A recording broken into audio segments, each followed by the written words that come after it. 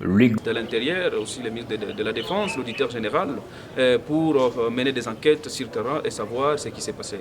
Mais comme nous avons toujours dénoncé, il faut que notre renseignement soit efficace parce que selon notre vie, le gouvernement a été très mal renseigné et qui n'a pas fait de contre-vérification, ce qui les a amenés à faire des carnages sur le terrain et commencer à tirer sur la population en sens cynique.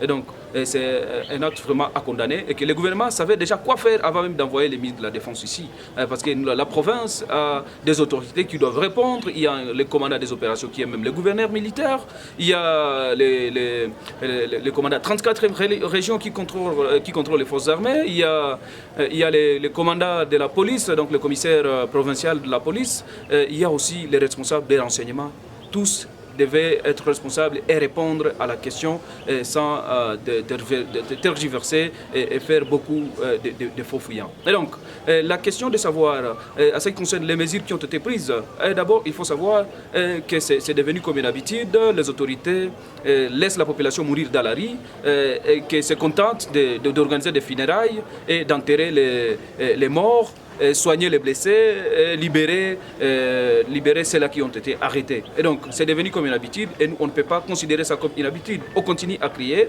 et donc les tests doivent tomber. Et ça, ce sont des mesures conservatoires du fait que le gouverneur soit appelé pour être consulté. Il est consulté sur quoi? Ce n'est pas une question politique, c'est une question de sécurité. Il y a eu des morts sous sa responsabilité, une province sous sa responsabilité, une province sous la responsabilité du maire de la ville. Donc, ces gens devraient d'abord être arrêtés et commencer à répondre à leurs actes. La deuxième des choses, les gens qui organisent leur deuil ne devaient pas organiser leur deuil en étant en prison. Donc ces gens devaient déjà être libérés, aller suivre leur famille, organiser leur deuil et que les enquêtes continuent à ce que, tout en sachant que nos compatriotes sont des gens libres de circulation et d'organiser leur deuil. Et donc, que le gouvernement sache que nous attendons des mesures qui vont faire à ce que toute autorité qui pourrait être installée après les gouverneurs militaires ici sache que cette question ne doit plus être répétée. Et donc aussi le commandant de la garde républicaine qui est censé déployer les forces seulement sous les ordres du président de la République doit expliquer est-ce que